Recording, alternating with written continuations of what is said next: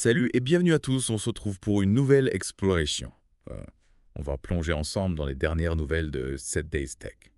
Accrochez-vous bien parce que ça décoiffe pas mal cette semaine. Ah, ça c'est sûr. Il y a de quoi faire. Ouais, on va parler de corridors intelligents en Afrique. On va parler de la puce informatique quantique révolutionnaire de Google.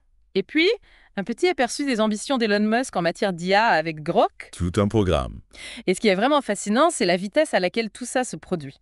C'est impressionnant. Ouais. On ne parle plus de gadgets isolés, mais vraiment de systèmes qui pourraient changer fondamentalement la façon dont on vit, dont on travaille et dont on interagit avec le monde. Carrément. Bon, on commence tout de suite avec ces fameux corridors intelligents en Afrique. 7 Days Tech a mis en lumière le point de vue de Youssef Aouzi. Il est directeur de PopNet et CESA. Et il pense que ces corridors vont révolutionner le commerce intra-africain. Alors, imaginez, au lieu de simplement construire des routes, on parle d'intégrer des technologies numériques pour fluidifier la logistique et la communication. Tout à fait. Ce n'est pas juste une question d'infrastructure physique. C'est la création d'un véritable système nerveux pour un marché africain unifié. Et ça s'inscrit parfaitement dans l'initiative de la ZLECAf, la zone de libre-échange continentale africaine. Ah oui, la ZLECAf. Un marché de 1,3 milliard de consommateurs, tous connectés et commerçant plus librement. C'est assez ambitieux quand même. Ah oui, c'est un projet colossal.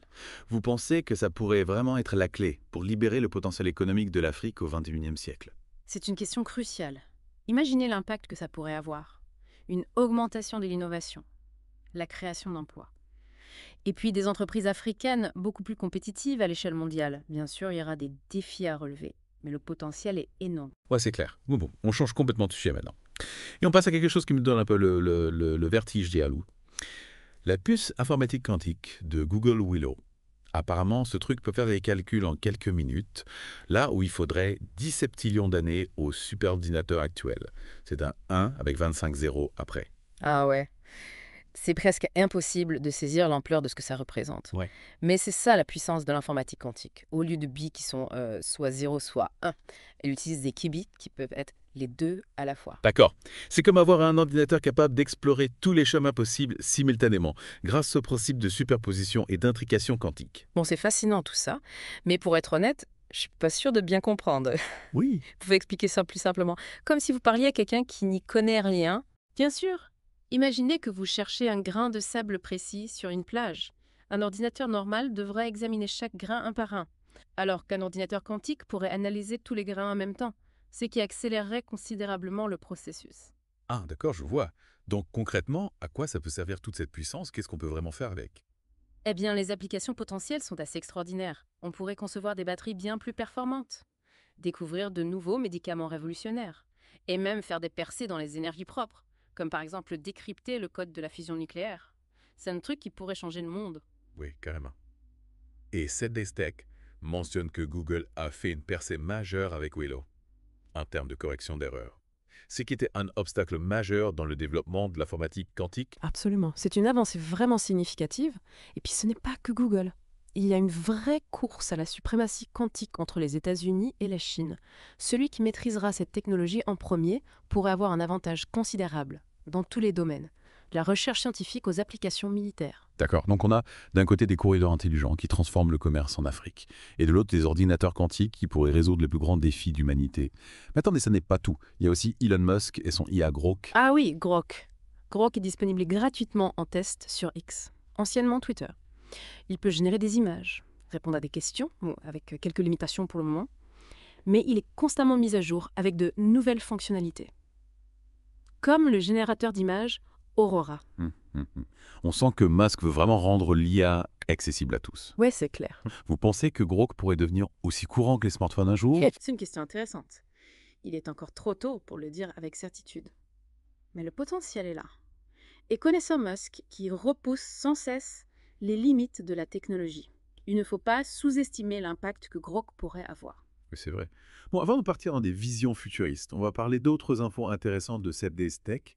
Ils ont parlé de ce débat en cours sur la taxation de Meta, en fonction de la valeur des données des utilisateurs. C'est un sujet assez complexe, non? Oui, en effet. L'argument, c'est que les données personnelles sont une marchandise avec une valeur, et que Meta devrait être taxé en conséquence. Ce qui soulève des questions sur la propriété des données et la vie privée. Il y a aussi ce procès contre Apple. Ils ont accusé de négligence. parce qu'ils n'en feraient pas assez pour détecter les contenus d'exploitation des enfants sur leur plateforme. Ouais, c'est un procès qui met en lumière le difficile équilibre entre protéger la vie privée des utilisateurs et garantir la sécurité en ligne. C'est un débat qui va continuer à mon avis. Ouais, c'est sûr. 7days Tech mentionne aussi que Spotify se lance à fond dans le marché du livre audio, ce qui pourrait bien bousculer les acteurs établis comme Audible. Et puis il y a cette prédiction de Mark Zuckerberg. Il pense que les lunettes intelligentes remplaceront les smartphones d'ici 2030. Ah, on a beaucoup d'informations à digérer, là. Ouais, c'est clair. Qu'est-ce qui vous frappe le plus dans tout ça? Ce qui me frappe, c'est l'ampleur des avancées technologiques. On parle de tout. De la révolution du commerce sur un continent entier, à l'exploitation de la mécanique quantique. Et ça soulève vraiment des questions importantes sur la manière dont on gère ces technologies, que ce soit sur le plan éthique, économique ou social. Absolument. On peut facilement se laisser emporter par l'enthousiasme. Mais il faut aussi réfléchir aux implications de ces changements. Par exemple, si Willow de Google peut vraiment nous aider à trouver des solutions au changement climatique, comme certains experts le pensent. Oui, il est crucial de se demander comment garantir un accès équitable à ces avancées, comment protéger la vie privée et comment s'assurer que ces technologies sont utilisées pour le bien commun. Mhm. Ce sont d'excellentes questions. D'ailleurs, en parlant de changement climatique, 7days Tech a publié un article intéressant sur la raison pour laquelle les applications météo de nos téléphones peuvent parfois se tromper de façon si frustrante. Ah oui, la bataille éternelle entre les humains et la météo. La réalité, c'est que la prévision du temps, surtout avec l'impact croissant du changement climatique, est une tâche extrêmement complexe. L'article mentionne que même si les prévisions météo sont exactes à environ 90%, ce sont les 2% de prévisions incorrectes qui nous restent en mémoire. On dirait qu'on a un certain biais de négativité là-dessus. Tout à fait. Notre cerveau a tendance à se focaliser sur le négatif, même s'il est statistiquement rare. Mais il faut avouer qu'il n'y a rien de tel que d'être trempé par une averse inattendue, alors que votre application météo vous jurait qu'il ferait beau. Ah oui, c'est vrai. C'est un bon rappel que malgré tous nos progrès technologiques, Mère Nature a encore quelques tours dans son sac. Mais qui sait, peut-être qu'un jour ces ordinateurs quantiques pourront prédire le temps avec une précision de 100%. Ce serait quelque chose, ça, non? Ce serait une révolution. Mais en attendant, je suppose qu'on va devoir garder nos parapluies à portée de main et notre sens de l'humour. Tout à fait d'accord. Après, tout un peu d'imprévu, c'est ce qui rend la vie intéressante. Et en parlant d'intéressant, c'est le mot parfait pour résumer cette plongée dans le monde de la technologie. On a couvert beaucoup de terrain aujourd'hui. Des corridors intelligents qui remodèlent le commerce en Afrique, aux possibilités hallucinantes de l'informatique quantique, en passant par la démocratisation de l'IA, avec des outils comme Grok. C'est clair que la technologie évolue à une vitesse folle et qu'elle a un impact profond sur tous les aspects de notre vie. L'élément clé à retenir pour moi, c'est qu'on doit être des participants actifs à cette révolution, poser les questions difficiles, examiner les implications éthiques et veiller à ce que ces avancées profitent à l'ensemble de l'humanité. Ouais, c'est bien dit. Alors, à notre auditeur, on vous laisse avec cette réflexion. Si Willow de Google peut potentiellement résoudre certains des plus grands défis de l'humanité, comme le changement climatique et les maladies, quel rôle vous voulez jouer dans la construction de cet avenir technologique? C'est une question qui mérite d'être méditée, alors qu'on navigue dans cette nouvelle ère, aussi passionnante qu'intimidante. En effet, restez curieux, restez informés et surtout restez engagés. L'avenir, c'est pris maintenant et on a tous un rôle à y jouer. C'est ça. Jusqu'à la prochaine fois, continuez à explorer, à vous interroger et à plonger dans le monde fascinant qui nous entoure.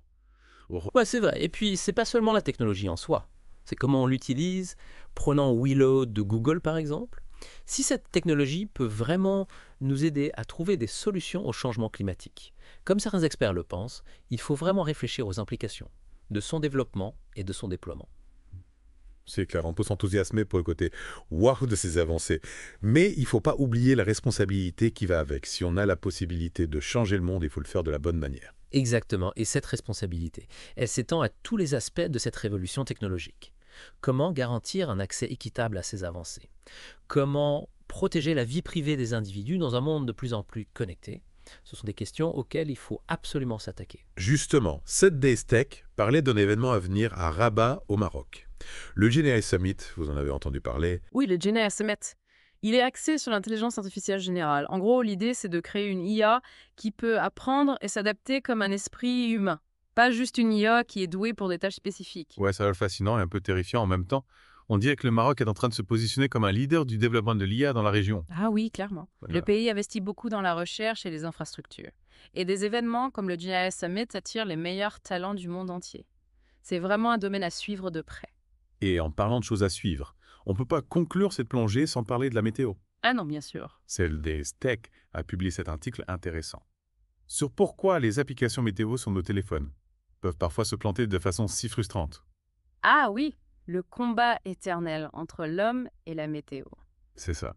La réalité, c'est que prédire le temps, surtout avec le changement climatique, c'est super complexe. Il disait que même si les prévisions météo sont exactes à peu près 4,8% du temps, ce sont les 2% de prévisions incorrectes qui nous restent en tête.